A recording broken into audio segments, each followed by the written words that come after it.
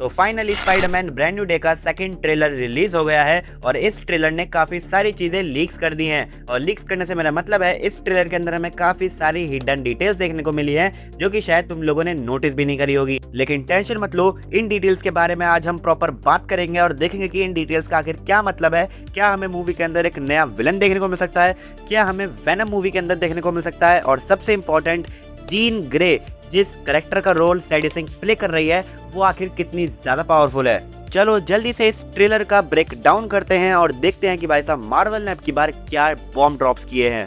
तो ट्रेलर की स्टार्टिंग होती है, स्पाइडी अपना स्विंग करता हुआ जमीन पे आके गिरता है और वहां उसका स्कॉर्पियन वेट कर रहा होता है क्योंकि पीटर का डीएनए म्यूटेट हो रहा होता है, तो इसीलिए स्कॉर्पियन उसके ऊपर भारी पड़ रहा होता है। लेकिन तभी स्पाइडी का ब्रेन ब्लैंक हो जाता है और उसकी आंखें ब्लैक हो जाती हैं। स्कॉर्पियन को इतने कुत्तों की तरह स्पाइडरमैन मारता है कि भाई साहब मुझे उसके ऊपर दया आ रही थी कि भाई साहब छोड़ दो स्पाइडरमैन।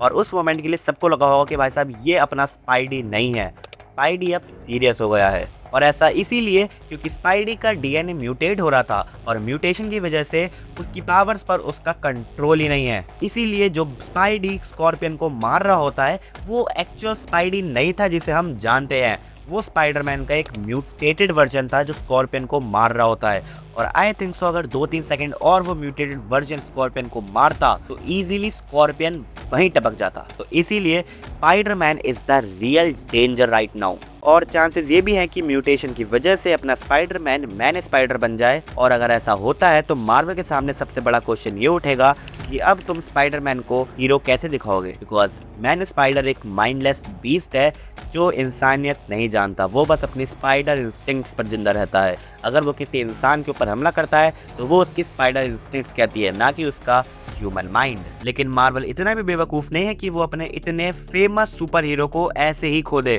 क्योंकि स्पाइडरमैन ने मार्वल और सोनी के लिए बहुत पैसा छापा है। अब देखो स्पाइडरमैन ब्रांड न्यू डे के अंदर हमें 2 स्ट्रीट लेवल विलन्स दिखाए हैं, बूमरैंग और टेरेंट्यूला, बट चांसेस है कि हमें एक तीसरा स्ट्रीट लेवल विलन दिखाया जाए जिसका नाम है मिस्टर नेगेटिव। अगर तुम इस इमेज को ध्यान से देखते हो तुम देखोगे कि एक मिलिट्री टैंक के ऊपर एक अजीब सा निंजा टाइप सिंबल बना हुआ है और इस सिंबल का मतलब है कि इस टैंक का कनेक्शन अंडरवर्ल्ड से है और अंडरवर्ल्ड के अंदर एक ही बंदा है जो इस सिंबल से जाना जाता है, वो है मिस्टर नेगेटिव। लेकिन अभी के लिए ये सिर्फ एक थ्योरी है बिकॉज मार्वल ने अभी कंफर्म नहीं किया कि वो मिस्टर नेगेटिव को मूवी के अंदर दिखाने वाले हैं या नहीं। और एक मेरी पर्सनल थ्योरी ये भी है कि शायद इस मूवी के अंदर हमें वेनम भी दिखाया जा सकता है। और मैं ऐसा इसलिए कह रहा हूँ बिकॉज हमें दिखाया गया था स्पाइडरमैन नो वे होम के पोस्ट क्रेडिट सीन के अंदर कि वेनम का छोटा सा हिस्सा अभी भी उस यूनिवर्स के अंदर रह गया है। और एक रीजन ये भी है कि जब पीटर अपनी पावर्स पे से कंट्रोल खो देता है तो उसकी आंखें ब्लैक हो जाती हैं और ये आंखें ब्लैक होने का सिस्टम हमने वेनम 1 के अंदर देखा हुआ है,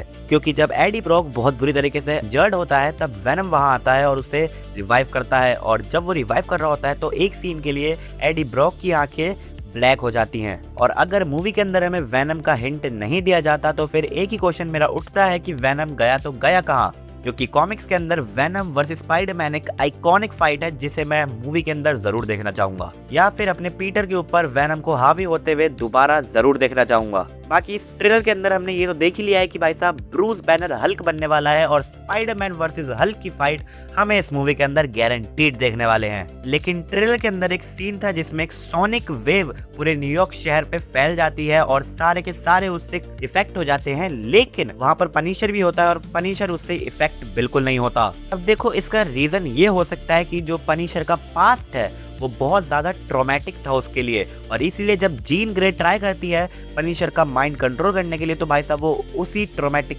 पास्ट में खो जाती है। इसीलिए स्पाइडरमैन एमजे को पनिशर के पास छोड़ के गया था बिकॉज वो जानता है कि पनिशर का माइंड जीन ग्रे कंट्रोल नहीं कर सकती है। अब कई लोगों का सवाल ये होगा कि जीन ग्रे आखिर है कौन और ये आखिर कितनी ज्यादा पावरफुल है। देखो जीन ग्रे एक फाउंडिंग मेंबर है एक्समैन टीम की और वो मार्वल की one of the most powerful omega level mutants में से एक है। जीन ग्रे के पास टेलीपैथिक और टेलीकाइनेटिक की पावर है जो कि हमने ट्रेलर के अंदर देखा भी है, और ये सबसे ज्यादा फेमस इसीलिए है क्योंकि इसका डीपली कनेक्शन है एक कॉस्मिक एंटिटी फीनिक्स फोर्स से। लेकिन इसका ड्रॉबैक ये है कि जब फीनिक्स फोर्स की पावर्स जीन ग्रे के ऊपर हावी हो जाती है तब जीन ग्रे बन जाती है डार्क फीनिक्स। अब तुम खुद आइडिया आइडिया लगा सकते हो कि जीन ग्रे किस लेवल की थ्रेट कंसिडर हो सकती है मार्वल के अंदर। बाकी ट्रेलर के एंड में हम लोगों ने देख ही लिया था कि भाई साहब स्पाइडी ने अपना आपा खो दिया है और हैंड ऑर्गेनाइजेशन की कितनी बुरी तरीके से मार रहा है। और ट्रेलर के एंड में हमें एक मोमेंट दिखाया जाता है जहाँ पर स्पाइडी कुछ पुलिस वालों को टीज कर रहा होता है और ये सेम मोमेंट हमें द अमेजिंग स्पाइडरमैन 1 के अंदर देखने को मिला था।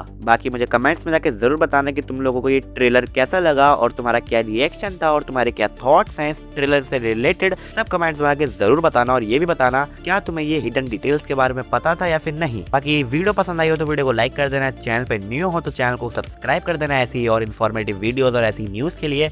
मैं मिलता हूँ दूसरी वीडियो के अंदर। Bye bye and stay tuned.